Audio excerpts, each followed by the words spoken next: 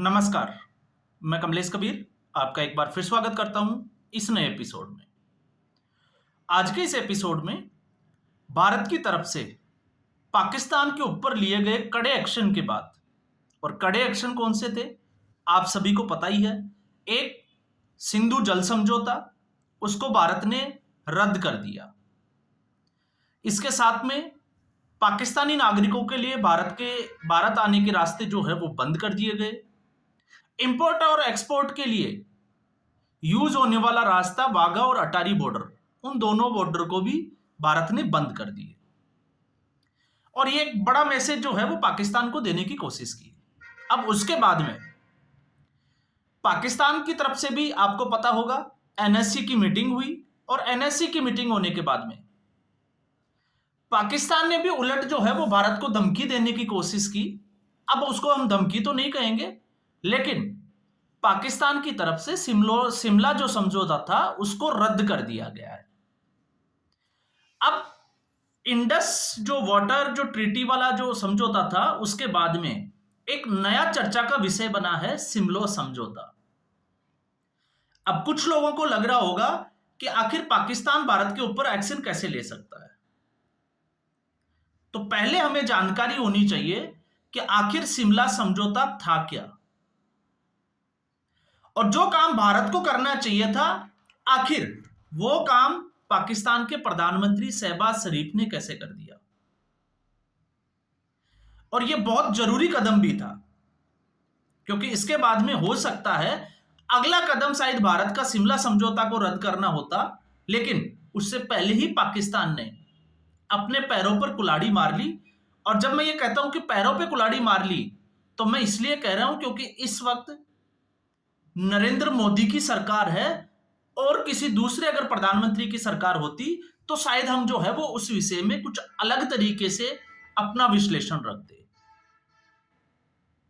अब जब हम ऐसा कह रहे हैं तो क्यों कह रहे हैं? क्योंकि पहलगाम में जो आतंकवादी घटना हुई, अब इसको हमारे देश के कुछ मीडिया कर्मी जो है वो इसको उग्रवादी घटना करार देने की कोशिश कर रहे हैं,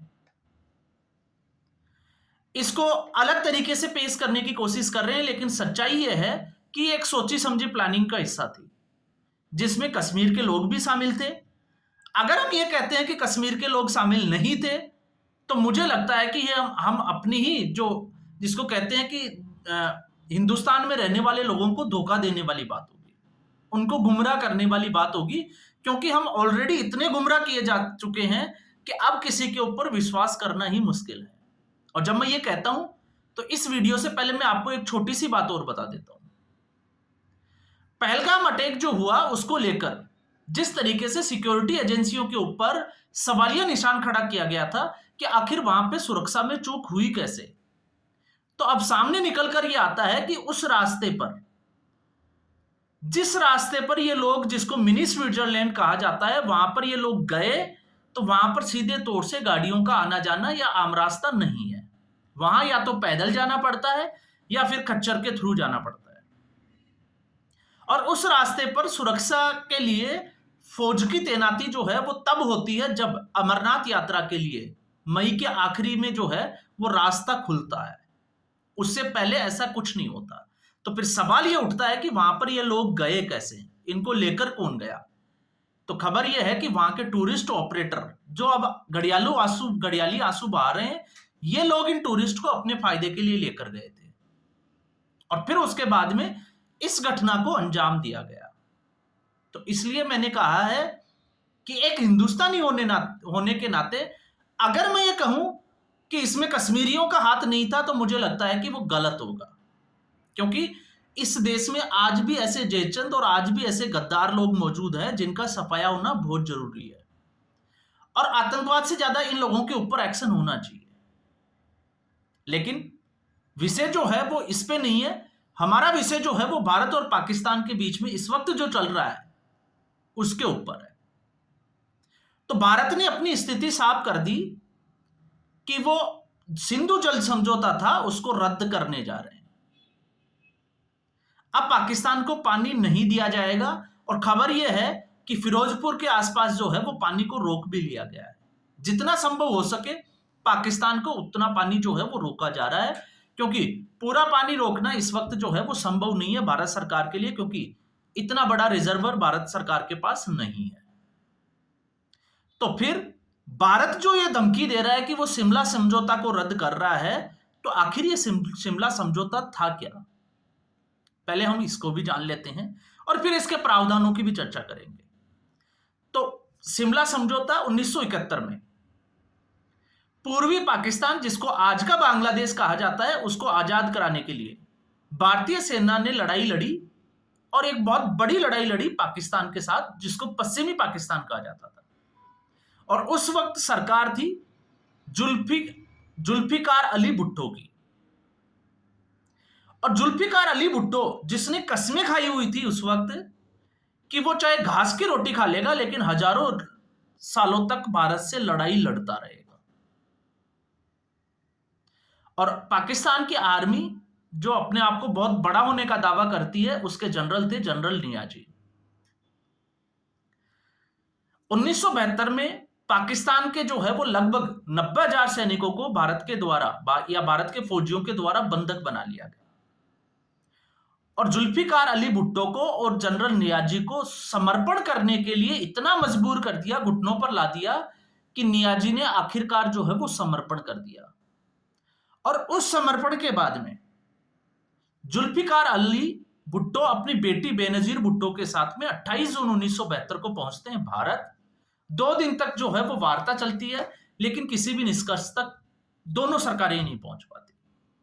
और उसके बाद जिस दिन 2 जुलाई 1972 को अचानक से जुल्फिकार अली भुट्टो को पाकिस्तान जाना था, ठीक उससे पहले लंच के समय अचानक से जो है वो सहमति दे दी, और दोनों के बीच में शिमला समझौता हुआ। दोनों कौन थे? इधर इंदिरा गांधी की सरकार थी और उधर बेनजीर भुट्टो की। अब ऐसी स्थिति में एक चीज तो आपको समझ में आ गई होगी कि जो घास की रोटी खाने वाले थे वो घुटनों के बल आ गए थे। तो इसका मतलब यह था कि भारत जो है वो फ्रंट फुट पे था। तो फिर शिमला समझौता करने के लिए आखिर दबाव क्या था भारत के ऊपर? और दबाव मैं इसलिए कह रहा हूं कि जब भारत फ्रंट फुट पे था, भारत को एज थी उस हमले के बाद में, तो आखिर समझौता करने की जरूरत ही क्यों थी? तो खबर यह थी कि उस वक्त भारत के ऊपर किसी विदेशी ताकत का गहरा प्रभाव था और दबाव भी था। उस दबाव में आकर भारत ने इस समझौते के लिए हामी भर दी। अब दूसरा, यह समझौता एक्चुअल में अगर आप देखो तो समर्पण जो है वो जनरल नियाजी ने किया था, लेकिन उसके बाद में इस समझौते को अगर आप स्टडी करते हो तो आपको लगेगा कि यहां पर तो भारत सरकार ने उल्टा समर्पण कर दिया फ्रंट फुट पे होते हुए। और कैसे किया? तो आपको इस समझौते के कुछ चीजों को समझना पड़ेगा कि इसमें क्या प्रावधान रखे गए थे। एक प्रावधान यह रखा गया था कि फ्यूचर में अगर ऐसी कोई स्थिति बनती है, क्योंकि इसका मसला जो था वो शांति बनाए रखना था, तो ऐसी स्थिति में दोनों देश बायलैटरल जो इश्यूज होंगे उनको आपस में बैठकर सुलझाएंगे, किसी अंतरराष्ट्रीय मंच पर नहीं जाएंगे। तो फिर सवाल खड़ा ये होता है कि आखिर उसके बाद में क्या पाकिस्तान के लिए यह सिर्फ और सिर्फ भारत को धोखा देने वाली बात थी? और वैसे भी इस कौम को अगर आप देखोगे तो धोखे के अलावा ये किसी को कुछ दे भी नहीं सकते हैं। अब धोखा कैसे दिया गया? उसके बाद कितनी ही बार कश्मीर के मुद्दे को पाकिस्तान ने अंतरराष्ट्रीय मंच पर रखा। क्यों रखा? जब शिमला समझौता हो गया था तो बायलैटरल इश्यूज थे, आपस में बैठकर जो है वो उसको सुलझाने का प्रयास करते, लेकिन पाकिस्तान ने ऐसा नहीं किया। दूसरा, एक दूसरे देशों में राजनीतिक जो इंटरफेयर होता है, राजनीतिक मामलों में वो नहीं किया जाएगा, और दूसरे देशों की शांति भंग भी नहीं की जाएगी। तो अगर ऐसा था, और उसमें एक चीज और जोड़ी गई थी, और वो चीज ये थी कि उस वक्त जब समझौता हुआ तो वास्तविक स्थिति जो थी उस वक्त सेनाओं की, वो ही एलओसी की स्थिति होगी, वो ही भारत और पाकिस्तान की नियंत्रण रेखा होगी। तो फिर सवाल यह खड़ा होता है कि जो समझौता भारत को तोड़ना चाहिए था उसमें इतनी देरी क्यों हुई? 1999 अटल बिहारी वाजपेयी की सरकार। इसलिए मैंने कहा था कि यह प्रधानमंत्री नरेंद्र मोदी वो ही ऐसा कर सकते थे, फिर और दूसरे प्रधानमंत्री नहीं कर सकते थे, चाहे वो किसी भी पार्टी के हो। और क्यों ऐसा कह रहा हूं? क्योंकि 1999 में जब कारगिल का जब आप लड़ाई देखोगे तो पाकिस्तान की सेना ने भारतीय सीमा के ऊपर कब्जा किया था, वो आकर बैठ गए थे। तो फिर उन्होंने शिमला समझौता का आदर कब किया, उसको माना कब?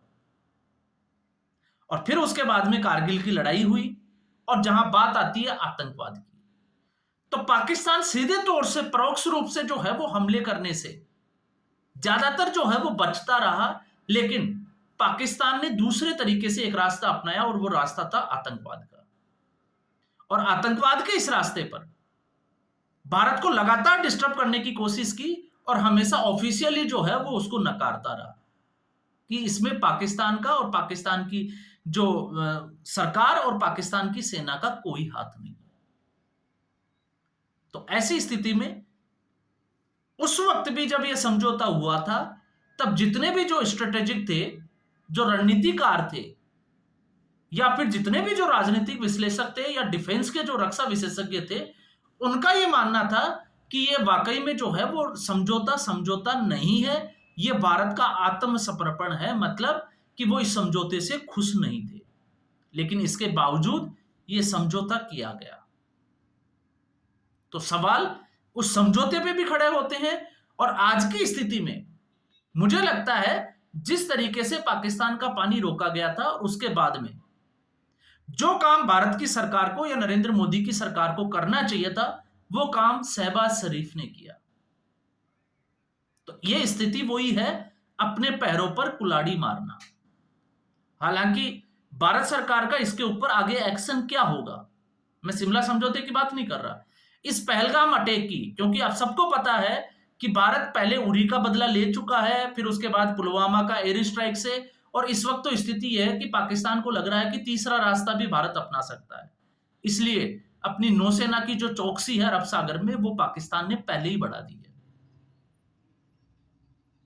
एयर स्पेस जो है वो बंद करने की पाकिस्तान ने धमकी दी है।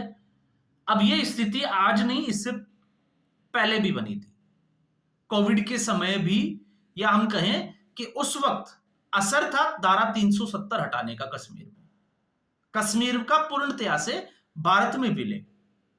उस वक्त भी पाकिस्तान ने एयर स्पेस बंद कर दिया गया था, और उस वक्त हमारी जो उड़ानें थी उनको नुकसान भी हुआ था, लगभग 700 करोड़ का नुकसान उस वक्त अंदाजा लगाया जाता है कि इतना नुकसान हुआ था। क्यों?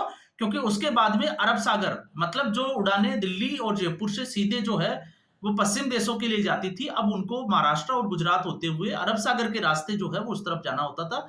इस वजह से कम 1.5 घंटे जो है वो फ्लाइट का समय भी बढ़ गया था।